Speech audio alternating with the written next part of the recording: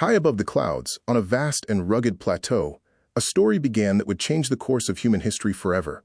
Long before the rise of Rome, before the wonders of the West were even a whisper, a group of nomadic tribes rose from the Zagros Mountains to create something the world had never seen, the first true global superpower. This is not just the history of a land, it is the blueprint of civilization itself. But how did a single people manage to rule over 40% of the entire human population? How did they build cities of gold in the heart of the desert and maintain peace across 3 continents? Today we peel back the layers of dust and time to uncover the wow factor behind the immortals of Persia. The story truly begins with a man whose name still echoes through the halls of time, Cyrus the Great. In an age where conquerors were known for their brutality, Cyrus did the unthinkable. When he marched into the legendary city of Babylon in 539 BCE, he didn't come as a destroyer, but as a liberator. He issued a decree, now known as the Cyrus Cylinder, which many historians consider the world's first charter of human rights. He allowed displaced people to return to their homes and respected the diverse cultures of his subjects. This wasn't just kindness, it was a masterstroke of strength. By building an empire based on respect rather than fear, he created a foundation that lasted for centuries. Under his rule, the King of Kings title was born, a leader who stood above all others, yet walked among his people. If you want to see the true strength of this nation, you must look at its stones. Deep in the heart of Fars lies the skeletal remains of Persepolis, the city of the Persians.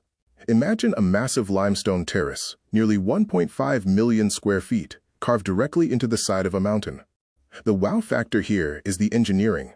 The Persians developed a unique dovetail staple, huge metal clamps that fastened massive blocks of stone together without mortar.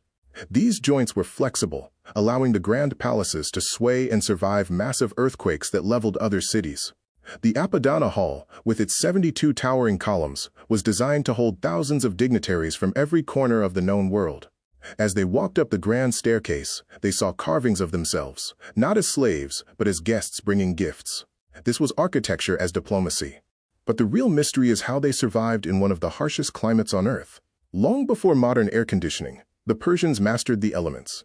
They invented the qanat, a sophisticated system of underground tunnels that traveled for miles, bringing fresh mountain water into the scorching desert using only gravity. Even more incredible was the Yakhchal. In the middle of the burning summer heat, the Persians had ice. They built massive conical domes with thick, heat-resistant walls. By night, they would funnel cold desert air and water into these structures, freezing it into massive blocks of ice that lasted all year. They were the first to master refrigeration and wind catchers, ancient towers of silence that pulled cool breezes deep into their homes. This was high-tech engineering 2,500 years ago. Strength is not just about staying still, it's about moving fast. King Darius the Great realized that to hold an empire, he needed to communicate. He built the Royal Road, a 1,600-mile highway stretching from the Mediterranean to the Persian Gulf. Along this road, he stationed fresh horses and riders at regular intervals. This was the world's first official postal service.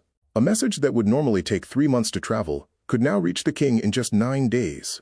As the ancient historian Herodotus famously wrote, "Neither snow, nor rain, nor heat, nor gloom of night stays these couriers from the swift completion of their appointed rounds." This system was the internet of the ancient world, keeping the empire connected and invincible. Centuries later, the flame of Persia was rekindled by the Sassanid dynasty. This was an era of unparalleled artistic and military glory.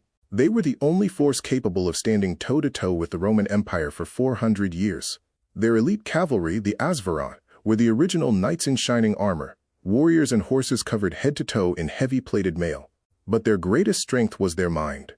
In the city of Guntushapur, they founded what many call the world's first university.